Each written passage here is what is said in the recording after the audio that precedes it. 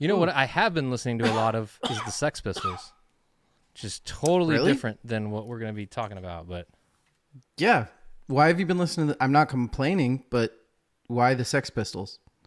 for like absolutely not Because they're not rad? Like, yeah, because they're the Sex Pistols, and it's been a long time. I mean, I'm not mad at that at all. Yeah, every now and then. Yeah. It's like I have to. I did it once through. I went through a whole bunch of Motorhead, and then I was like, it's time for Sex Pistols. Love that. Which is then just going to Hey, lead coming me to up the on Verse, Ramones. Chorus, Verse, Svend and DL are back, and they're talking about the band that made them what they are. That's next.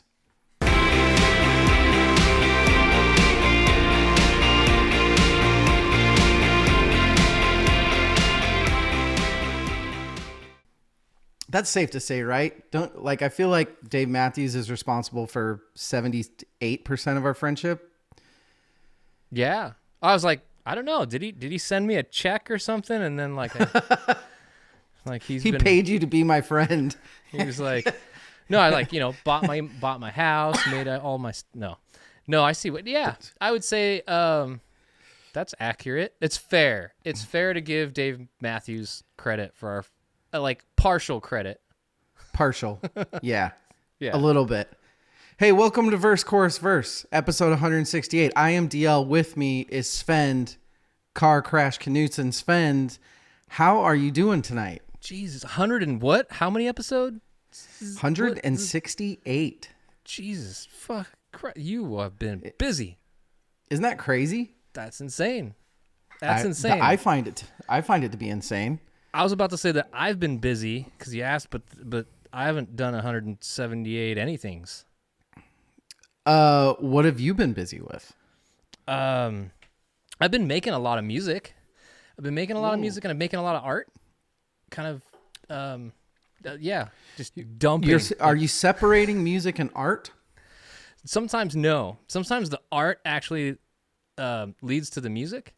So like I've got a bunch of like cover art I make, and sometimes I come up with cover art and I'm like, that needs a song so that it can actually legitimately be a thing.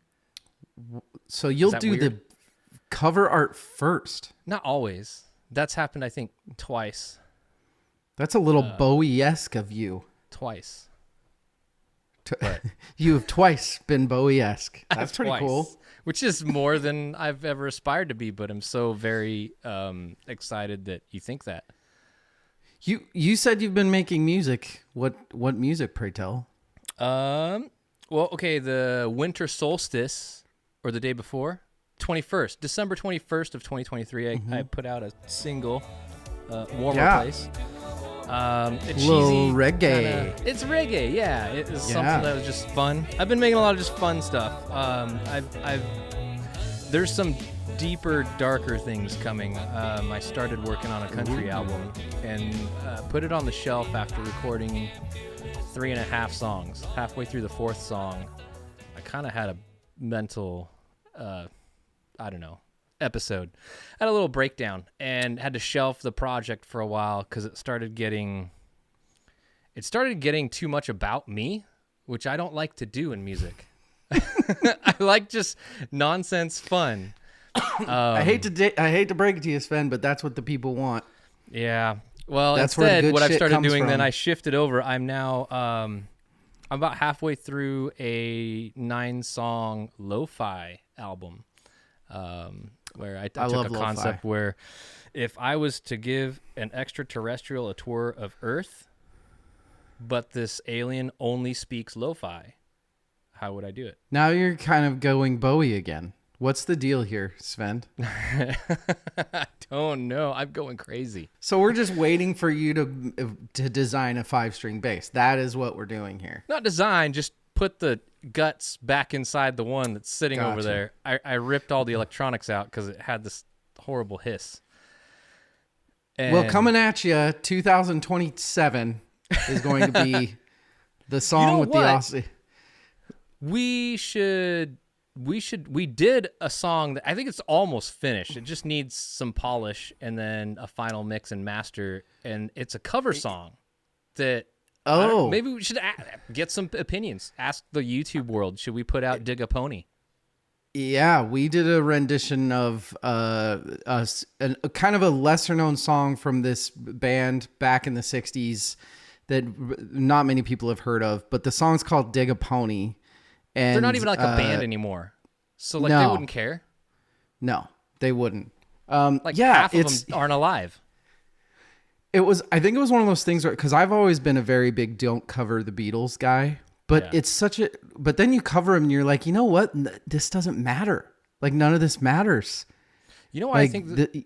It's like doing a jazz standard. You know what I mean? It's like going up there and doing Night in Tunisia. It's like 8 million. It's just lore. That's what I love about the Beatles songs. They, to me, are like the most coverable songs because they are all so good. Doesn't matter the artist. Like any artist can play a Beatles song. Yeah, and it's gonna be an amazing song. What do you need nowadays? Like 1.5 million to make a couple $100, or if everybody listening, when we put this out, like puts it on repeat while they sleep and while they're at work, and just let it run. Yeah, we got this. We'll make it happen. Svend, you're back. It's good to have you. I kind of, even though you were leaving this year, I very sneakily started very early on last year putting it into your brain that you were going to have to come back at least like 3 times this year to talk about one very specific band. And it worked. You're here. I'm here. Oh, come on. You didn't have to twist my arm that hard, though. I mean, no, you were pretty excited. This is going to be a good chat. I mean, I feel like this was one of the main reasons why we wanted to start this in the first place, was that at some point we knew that we were going to be able to cover DMB together. Heck yeah. You know, and I think like artists, just talking artists, all the artist dissections we've done, I think have been some of my favorite conversations, and also my favorite, like, look back and like remember stuff about the artist that like got me into them. For sure. Yeah. So last year, any of you people that are new to the podcast, welcome. I know we're full video now, so we're probably going to have some extra listeners, which is awesome. Season 4 is kicking ass. We're taking names. We're talking 1994. We already covered Stone Temple Pilots. I want to ask you, how are scale of 1 to 10? Where are you at with Stone Temple Pilots as a fan? I've always liked STP. I'm not like an expert. I can't like rattle off facts like about the band or anything. I'm not that level. But I don't know. We used to cover some of their songs. Their songs are fun to play. I like to listen to them. I think it's that era of rock that I just love almost everything from like that mid 90s. What did we cover by Stone Temple Pilots? Didn't we do? We probably did Interstate Love Song at some point. We did Interstate, we must have. And there was one more I thought we did. Probably did Plush too. We might have done Plush. Plush seems like a us song back then. No? Something. I don't remember. We don't know what it was. Anyway. We were too busy getting shot glasses thrown at our heads in dive bars. Yes. Yeah, but at least we were getting drunk. Last year, even though it's only audio, you can still go back and listen. Svend and I covered Dr. Dre. Svend and I covered Tupac. And Svend and I covered B.I.G. Those were 3 of the funnest conversations of last year. They were so much fun. Absolutely. Yeah. So this year we're kind of doing the same thing, but it's all revolving around one band. That's right. We are doing 3 episodes. They're all going to be on Dave Matthews Band. And this is how we decided after a while of talking to do it. Episode 1, tonight, we're talking Dave. Just Dave. Just the man that started, that writes it, that has a... I always knew he's just a fucking interesting dude, Svend. He is. He's you know like the guys that like deep down inside, they're like a really good dude. They're really awesome and they're not an asshole, but they are an asshole. Yeah. It's like that. Yeah, I wasn't gonna point no fingers. But like Dave Matthews I pointed it for that, you. Like he cares so deeply about humanity and so many humanitarian issues, but at the same time, I think he's self-described as an asshole. Yeah. In fact, one of my favorite quotes of his was and I'm going to butcher it, but it's something along I was watching an interview with him, and the interview asked, like, what do you want your legacy to be? And he said, I just want the people that I love to not think that I was too big of an asshole. That was it. That's all he. Yeah, absolutely. Pretty awesome. So tonight we're covering Dave. We are going to have an episode in the next quarter. We'll have another episode on Carter. We have to talk about Carter. I don't know. I guess that's going to be a 2-parter because I don't know how we're going to only talk for an hour on Carter Beauford. I'm not sure that's possible. No. And then the third one, we're going to do the whole rest of the band. So we'll try to cover, all the guest appearances, Stefan, Leroy, Boyd, all that in one, which I think we can do that. I don't know. Maybe. We'll see. That's what we're doing. We're talking Dave. It's about time. Look, this year is all about 1994, and the album that put Dave on the map this year, it's Under the Table and Dreaming. That's, what would you say? Satellite. These are the reasons why these guys got globally epic. And we'll talk about how it's insane that a band like this got so big in the poposphere. Yeah. Trademark that word. Poposphere. Yeah. Let's poposphere. Sven, we got to get to the most important part of the night, which, by the way, I don't know if you know this yet, but this year on the pod, in honor of your retiring, even though you're coming back every now and then to help us out, we have officially changed the most important part of the night to the Sven Knutson most important part of the night. What are we drinking?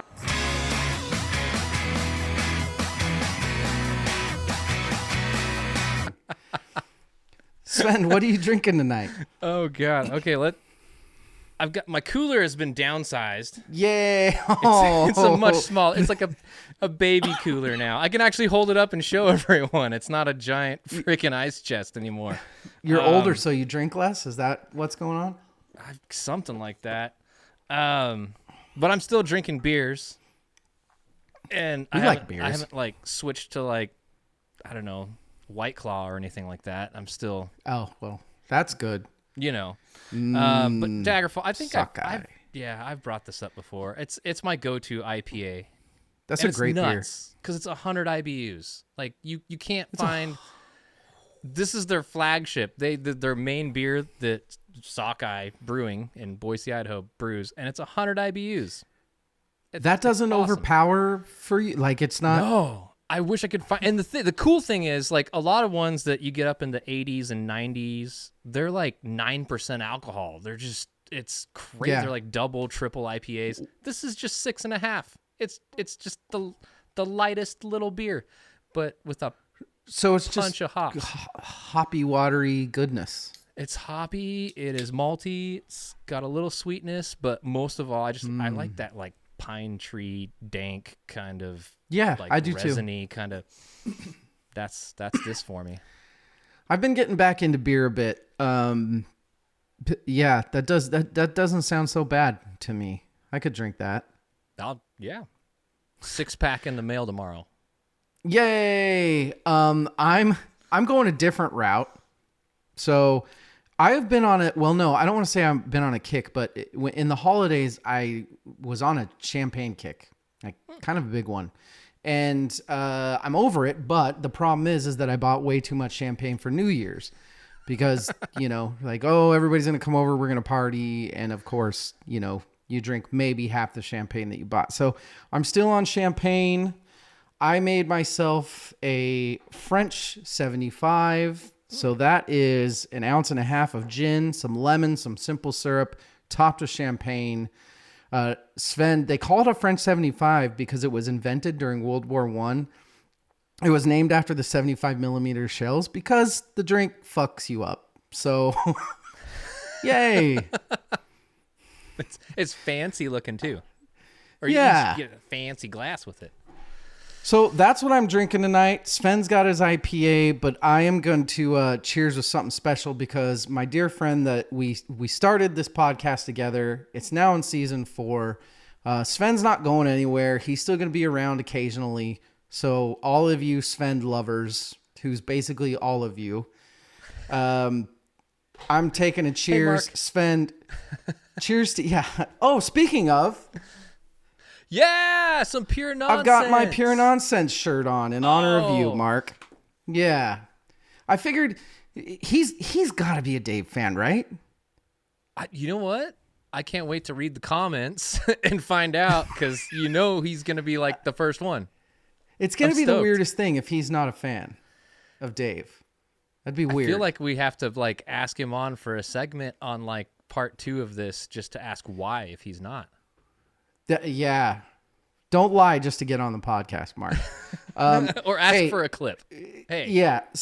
Cheers to you, Sven. Cheers to Mark. Cheers to the fans. Cheers to the listeners. Good God. Don't ever use that word. Hey, we're going to take a break, and then we are going to talk the man, the myth, the legend, Dave. We'll be right back.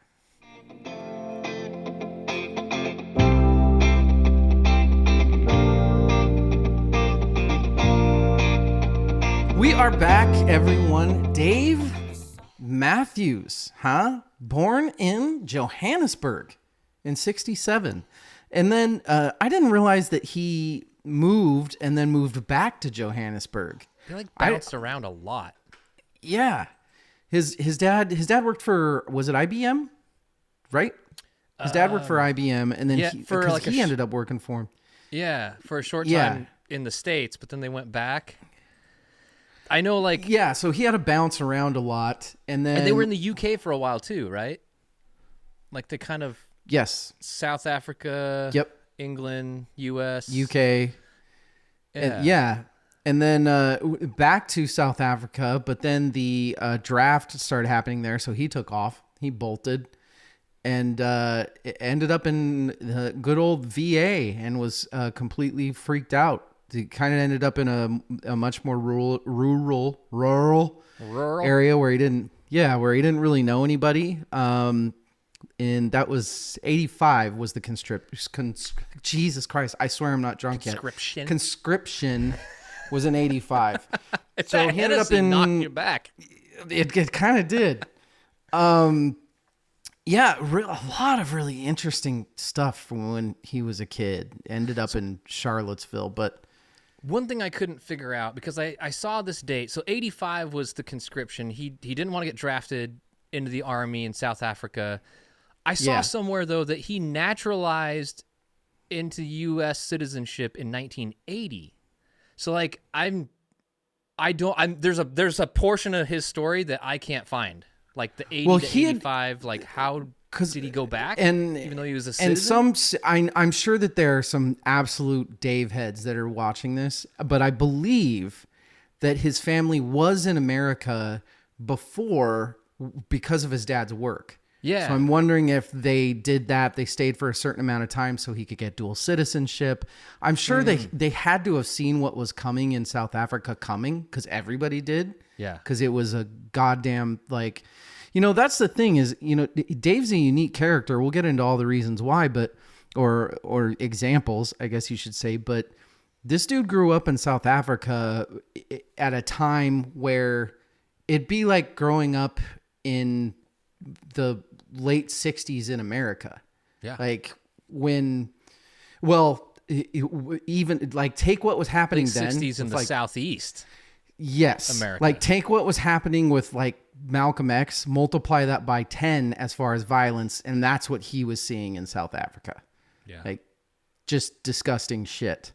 And his parents were Quakers, or he was a pacifist. He was a pacifist. So he couldn't even fight. If he got drafted, it was against his religion. And it was actually really, I think it was becoming really popular for people to skip out on the draft. Because I don't know, I think people were starting to realize how effed up it was, and just didn't want to have any part in it, right? No. Yeah, you know what we shouldn't do? We probably shouldn't own other people and kill them because they aren't white and treat them like they're not people. Yeah, it's weird how suddenly one person says it. It's like, oh, interesting. Yeah, I think you're probably right about that.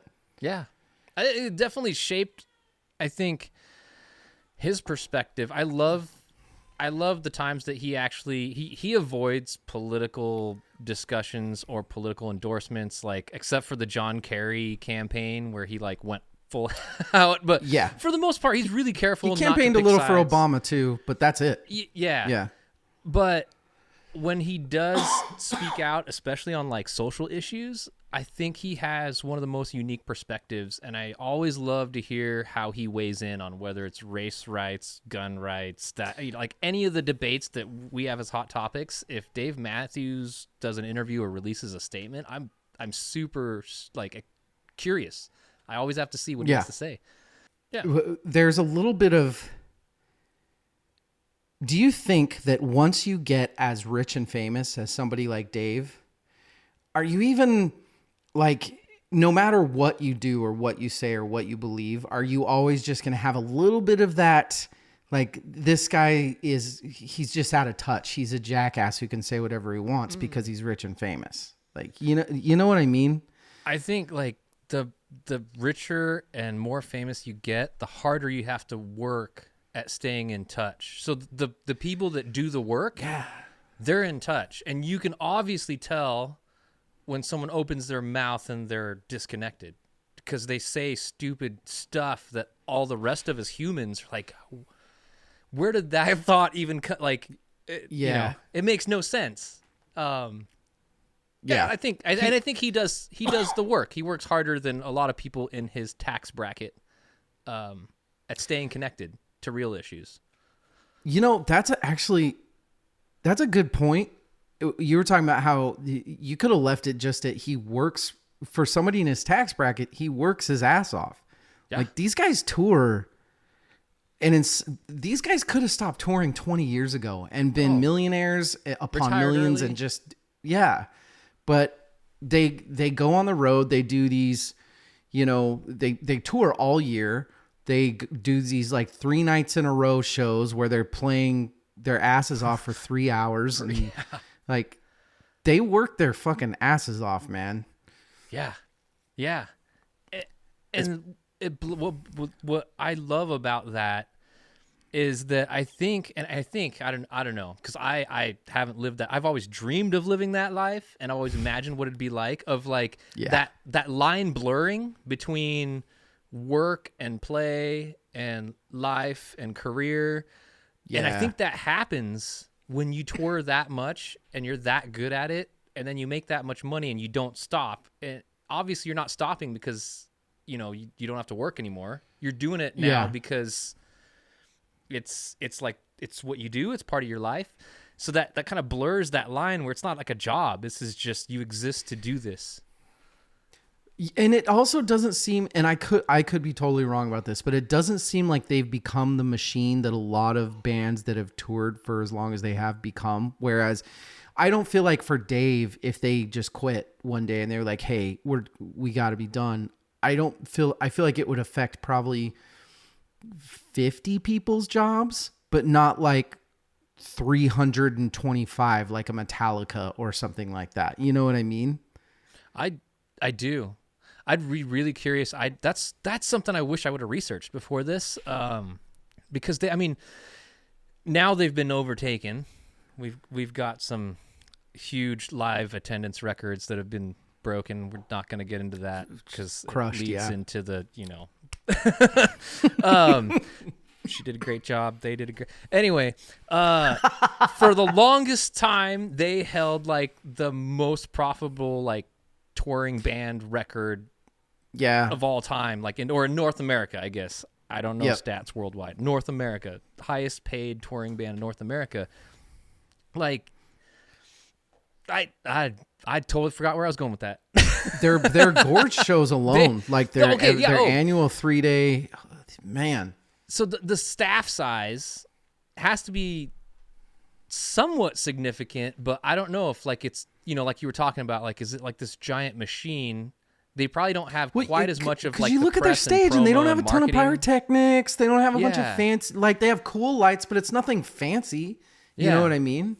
And they aren't marketing the hell out of their tours because their fans are checking their website. They don't have to market, so they don't have like a giant marketing machine doing ad campaigns and social campaigns. And I mean, I'm sure they have those people, but I don't think it's quite the size and the like. You know, they put all the work into what's on stage.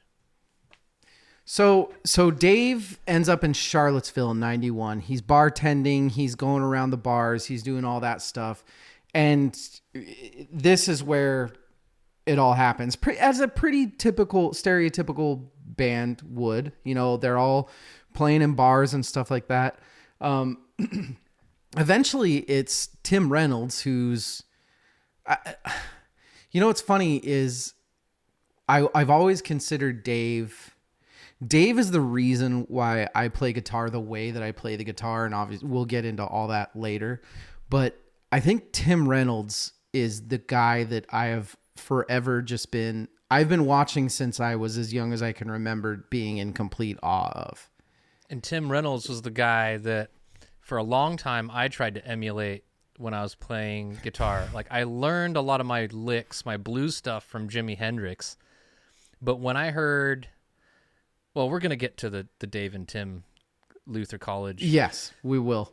Our dynamic was fairly similar to, you know, me kind of...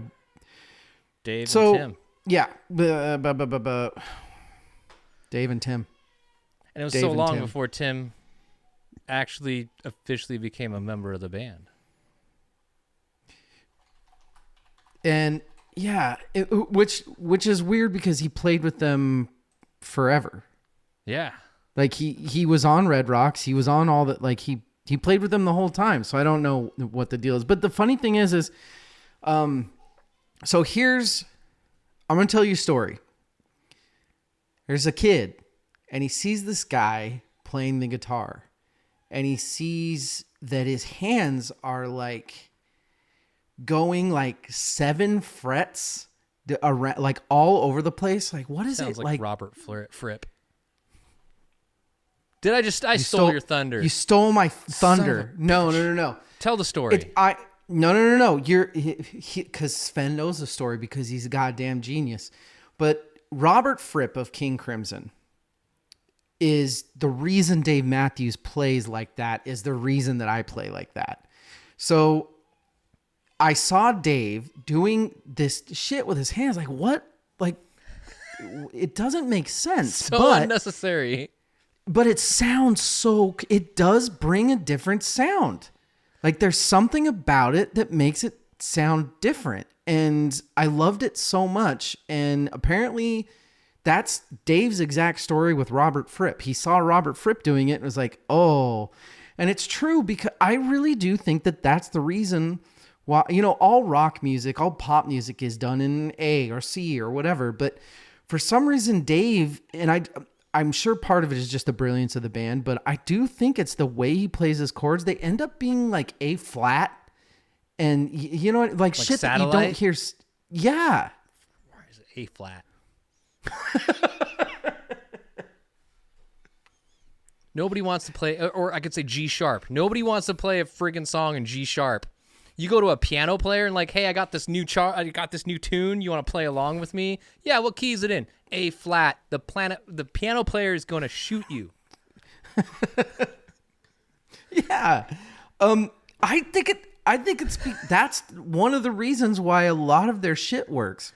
Yeah. And I don't think their shit would work if it wasn't for the fact that the band was so good, but that's where a lot of the unique sound and writing comes from, is just that weird decision to, you know, and Dave talks about it in interviews how people are like, you know, you could just exactly play. I remember like listening to him and I'd learn songs like listening, and then I'd look at his hands and be like, why is he doing that? You could play those same 2 notes like right here. You just got to go down another string and then it's like right there next to your other finger. You don't need to do this. But like, I think from a creative perspective, like a songwriter to write, when you step outside of like traditional chord voicings, or even because if you voice a chord the way Dave does, even if you do it where your hands are close together, fingers are close, it's still not a traditional voicing of a chord. No. But I think he invented new ways to voice chords because he was just trying to try out this cool, like, wide spread out finger thing, get all this coverage. And so you have to come up with different notes to play. Yes. And I want to get into that a lot more later, and we are. But that's, as far as Dave's playing, I think that was the birth of it. And I think it mutated and grew into something completely amazing. So Svend, do you remember what got you into Dave, or when you started getting into Dave? I'm pretty sure it was your fault. Yay. I'm pretty sure. Sweet. You and another Probably gentleman named Brent Berg. We were starting a band, and I was like, hey, let's play this song. Let's play a bunch of these songs. Let's play like Jimmy Thing or something like that. Yeah. Probably. Yeah. It wasn't my first introduction to Dave Matthews Band, I think, because, I mean, since 94, he'd been on the radio. But all I knew about Dave Matthews Band was like Crash and Satellite and, you know, like, what would you say? The shitty songs. And they what were would you say is amazing? But yeah, I know what you mean. Yeah, they're all. I think they're all great songs, but they were all just like the radio 2-minute, like, okay, it's another. And I was really into like the grunge stuff at the time that stuff was coming out. So I was like, it's just like light, like, I don't know. I'm not old enough to like that yet. Yeah, Satellite's coming out the same time that like Sex Type Thing is coming out. Yeah, like, When you started wanting to play some Dave Matthews songs, though, I think that's when, and that was also right around the time Listener Supported came out. So that was my second, like, reintroduction to Dave Matthews Band was that live album. Yeah. And actually, no, I think Brent played for me like the live Red Rocks, or like we had it on in a car driving on our way to one of your houses or somewhere. He might be the one that showed me Red Rocks for the first time too. He might be. So I think once I heard the live versions of some of the same songs I'd heard on the radio and ignored, I was like, wait, what is that? That's like 5 minutes longer and there's so much more going on. There's like more stuff. And that's where, that was the first time I realized it was kind of like tipping my toe into the jam band scene. Like that, like, you know, I was already kind of like on my way to being a Fish head, but yeah, you liked Fish. That was very much like, okay, that was like post, you know, all the Deadheads just kind of went over to, so I had these older brothers that were like huge Grateful Dead, you know, and so when, because I remember one of my first things is thinking, one of my first thoughts about you before I knew you was, who's this fucking kid that's coming out of band wearing a fucking Hoist t-shirt all the fucking time? Like, what the... Like, that's not a band with nerd. One dreadlock. Like, what's going on here? I remember that. Chinese Norwegian hippie. Yeah. And then once I realized like Dave Matthews Band was like that's what they did, I was hooked. Cause I mean, like, it offered so much. It's gonna sound like I'm bad mouthing Fish, which I in no way am, and I'm not intending to do that. But like, it offered so much more. I was also a huge jazz head at the time, and Dave Matthews Band was so jazzy. When I heard all like their live stuff, it took so long for me to put all those pieces together in my head to realize like you can do that with music and be pop stars and like be like mainstream, and you're not just like this jazz thing that like only this little niche group of like, you know, jazz heads like. Yeah. No, there's something about Dave Matthews Band And I don't know. I actually attribute it more to the rest of the band than Dave. Mm-hmm. That there's something more. There's something more rock about them than the other bands.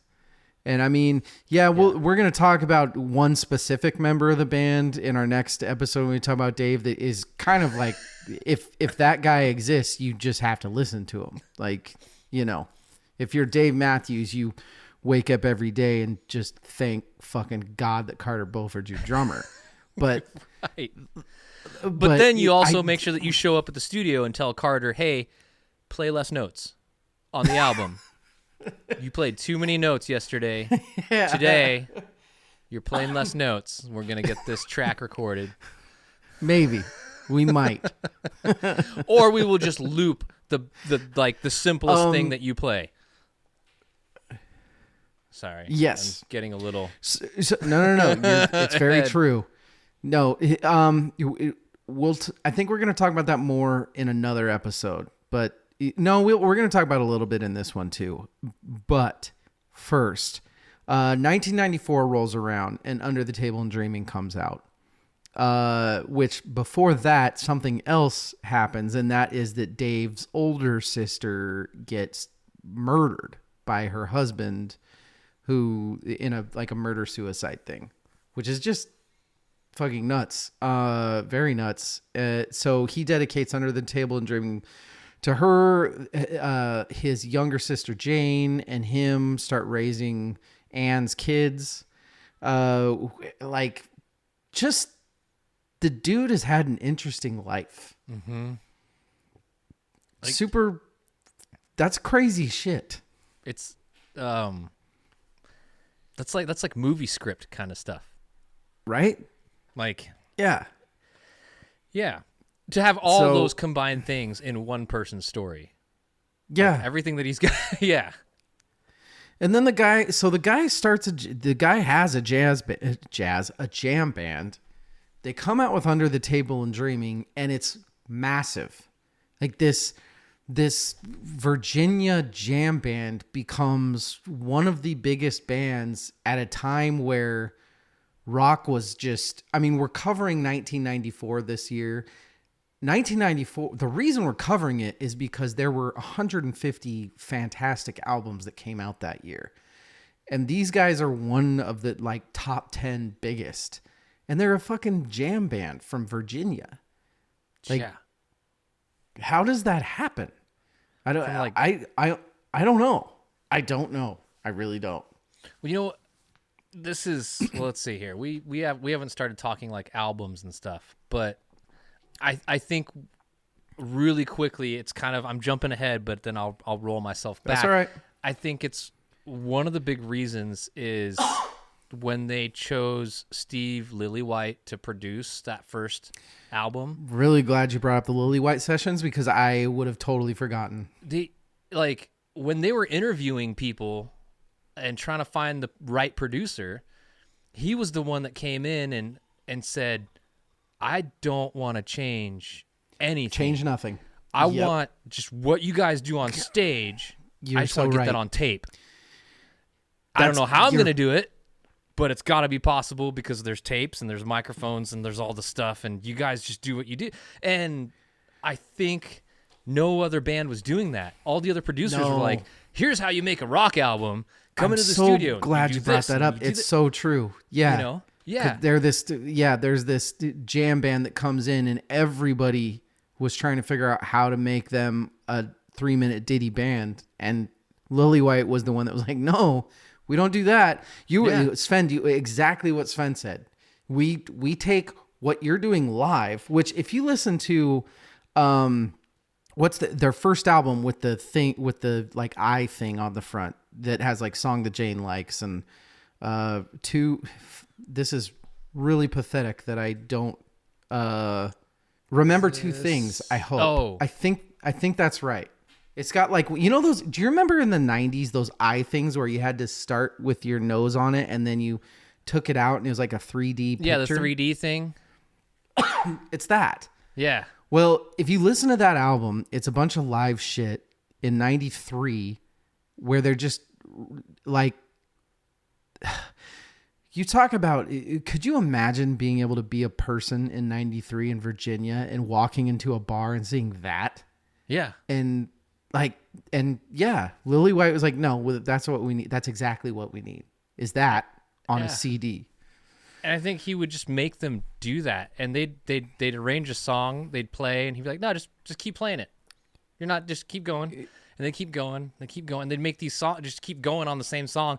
And about the time, I think this was from like a GQ interview that Dave Matthews did, which is really weird that how I was watching a GQ interview, first of all. Yeah. And second of all, that he was anyway. On it? That the guy that wears pajama pants and fucking button-up shirts is on right? GQ. Yeah, it's pretty weird. But Steve Lillywhite would just like make them play. Just play more until like it'd start falling apart and it'd be like a horrible take and be like, okay, that's when you know you're done. We'll take that last one. Oh, so it's like, all right. So take 17.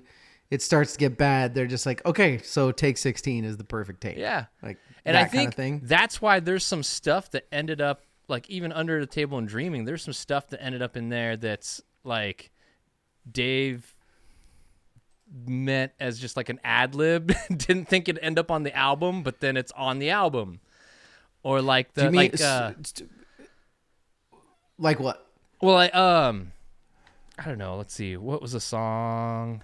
Like Pay for What You Get, maybe? And this is me guessing. I have no idea. Maybe. I'm trying to think of number 34. 34. Crash. You know the line at the end of Crash? Crash was on Crash. It was on Crash. It wasn't on Under the Table and Dreaming. I'm not sure if you knew what album Crash was, so I was just going to let you know it was on Crash. No, I know it. Yeah. I was like, I'm trying to think of one from that album, but I couldn't. The only one I could think of was the story you told about Crash. What was it? That line at the end, the hike up your skirt a little more, show your work. Oh yeah, the line that makes everybody go, "Oh wait, this music isn't romantic, it's perverted." And he meant it as a joke, like in one of the takes that he thought was a throwaway, but they ended up using the take. The band was like, "That's rad, dude." And he's like, "I did it on one take, one time, as a joke," and then it ended up. And now the whole world thinks that you're a pervert. I'm a pervert. But I don't think he ever took any of his lyrics like super that serious. He's got some terrible lyrics. He really does. Let's get into. I think we're about at the halfway mark here. I want to talk about some specific songs and why they're incredible. What it is about Dave on these, and we'll talk about lyrics, guitar, all that stuff. We're going to take a break. We'll be right back.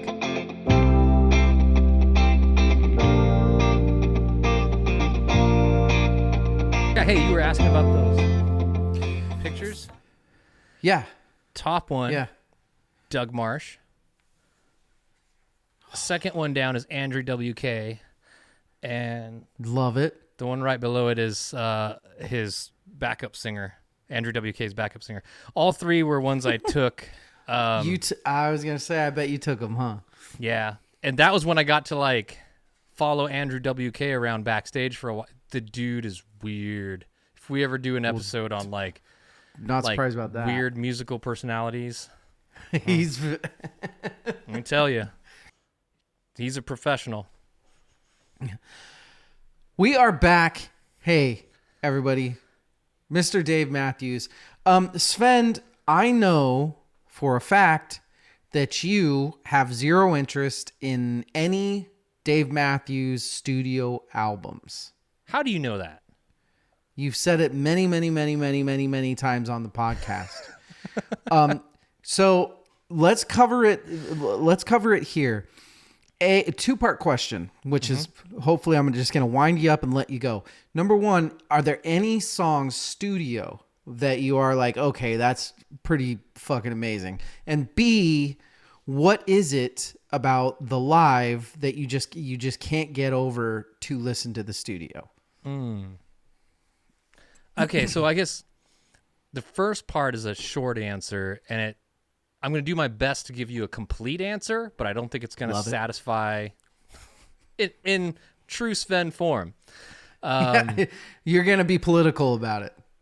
Not political. Well, you're going to be a politician about it. I'm going to be a politician about it. You're going to be a Buddhist. I'm going to be a Buddhist. The songs themselves are great. Like, I think that's my problem with the studio albums. The songs are great. Oh. The execution and delivery is, I know that it can be better live just because I've heard it live. And then there's some songs where, like, I know there's members in the band that have even, like, gone back in later on in interviews being like, I wish we could go back in the studio now that we've toured with that song and go record it for an album. Like, here's a proposal. What do you think about this? If we could get this, we could get them to do this. You know how there's like the Taylor's version of Taylor Swift albums? What if Dave Matthews went back and they were like Under the Table and Dreaming, the later year attempt kind of thing? How fucking cool would that be? I think that'd be pretty awesome. Yeah, we've been living with these songs for 30 something years now. Here is our new studio take on it. But here's my spin on it, is that it's done in front of a live studio audience, kind of like the MTV Unplugged albums were all like how MTV did that with like a small studio. But no, even better, like the what's the jazz group called that they do the things where they have the recordings and they have a bunch of people listening to headphones. Snarky Puppy that does that. Snarky Puppy, thank you. God, good pull. I would have never gotten it. Yeah, something like that, but they have to, it's not like a concert where they come up with a set list and do like all the normal stuff they do in a show with all the covers and other, transitions and things, but it's just like they play all the songs in the album. They don't have to be the same length.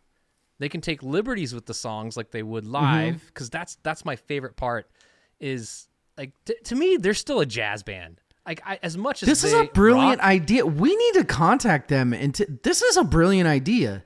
I would be really surprised if someone hasn't pitched it to them and then been shot down already. Like, why would they not have done this? What if you and I just do it? What if you and I just say, let's come out with the Svend and DL version of Under the Table and Under Dreaming. the Table, and let's do it. Let's do it. We'll tomorrow we start working on that mechanical licensing because it'll take us that long. But by the time it's done, we also have a giant problem. What's that? What drummer are we going to get to agree to play on a fucking Dave Matthews? Hey, we want to cover Dave Matthews for a studio album. Drummer. Which one of you wants it? You remember when I wanted our band to cover Tripping Billies so bad, and Brent was like, "No." Well, in that's his why defense, he played it. He played it. Yeah. I mean, he looked like he looked like a fucking Vietnam War vet every time we were done, but he fucking played it. He aged like 10 years every time we had to play that song. He like wakes up at night now. He's like, oh, Tripping Billies. I can't. That's so fucking good. Well, see, what we do, since it's the Dave and Svend version, is we use a drum machine. Because that's what Carter Beauford is. He's a drum machine, but in like human form. Well, so here's my question about their later years stuff. And we'll just get to this now. Yeah. Do you think... I have a theory, and I think the theory is... Okay, here's my thing. I call it the Harry Potter syndrome. And the problem is that J.K. Rowling... She got so big after like the second book or the third book that she didn't get edited anymore. So her books became these like 700-page non-edited babbling of bullshit. Yeah. And I think I just lost like half our listeners. Sorry. No. I'm not shitting on Harry Potter. They're great, but people still okay. Yep. I don't think Dave is edited anymore. I don't think anybody is really in their ear being like, guys, like you're Dave Matthews. Let's Like, can we, and then, yeah, what you were saying is dude, to have a drummer like Carter, and then like the album that they came out with last year, Walk Around the Moon, and there are songs where there's a fucking drum machine. Like, what have we become here? Like, what are we doing? I think what happened is, I feel like it's the opposite. I feel like they get over edited. I feel like, okay, like the producer in the studio is like, okay, guys, that sounded great, but it sounds like everything you did in the 90s. So here's what we're going to do to make it fresh. It's 2020, okay. We got to make it updated for now. And so here's what we're going to do, because this is what all the bands do now. And drummer, that's really great. You just go hang out over there. We've got this loop we're going to drop on the album. You'll still play it live, but for the album, we've got this little sample pack. We just throw some MIDI and like a little drum machine, and then like get a couple horn hits. All right, that's good. You guys are done for the day. We'll just like pitch those around. I'm not down with it. I'm not. And it's expecting. I don't know. Maybe it's expecting too much. I don't think it is. I think it was a slow process to get to where, like, that extreme now. Where I first started noticing it was back on, what was their fourth album called? It was the one after Before These Crowded Streets, right? Every Day. Yes, Every Day, good job. right? Yes. Okay. Every Day. So on which is a really good album. It's a solid album. There's a violin part on there that, and I when I heard it, I thought it was a loop, and I later learned that Boyd was actually playing it, but the way they wrote it was they were recording, and the producer heard like one little snip of violin part, and he clipped that, looped it, and was like, Boyd, can you just play that? So basically, I think you're talking. Are you talking about American Baby? The I think so. I don't remember which song it was on, but that sounds like looped. That sounds like the rhythm that you just And I thought it was a loop, but he's playing it. But the way they wrote it was they took a piece of something he played like in a recording and just cut the middle out and was like, hey, can you just play this part over and over and over? And that was like, he just plucked it, and that was the thing. And so once they established that sound, interesting. Then the next time it was easier to just be like, well, you don't even need to play it. We'll just like, we'll just loop this. And then it's like a slippery slope. And it is. And I'm a person that uses all of those magic tricks. Like Sven, everyone does, right? Sven, you don't have Stefan Lassard and Carter Beauford. I don't. Like, let me ask you. Don't defend them. Like, I'll ask you this, Svend. If you got a band in a studio that you owned and your rhythm section was Carter Beauford and Stefan Lassard, would you be using a drum machine? No. Don't try to be fucking whatever-y here. You know the answer is no. Wait. You know the answer is no. Did Carter program the drum machine? Is my drum machine the Carter drum machine, where it's the Carter snare? Are all the buttons broken now because those giant freaking biceps just pounded the crap out of all the little drum parts on this little drum pad? And do I have 7 hi-hat buttons where I can just... Yeah, all those like trap hip-hop producers that use like the little auto repeat to make little like cymbals, like Carter just rolls one off like... Yeah. Dude, we're not talking about Carter. We're talking about Dave. But we're bad at this. It's really hard to not talk about Carter Beauford. Look, we haven't even gotten into specifics about Dave, and I don't know. We're getting to the point where this might be a double parter. So you're going to have to bear with us. I don't know. Like, what are we on here? We're 47 minutes in after a 30-minute. This is a double parter, isn't it, Svend?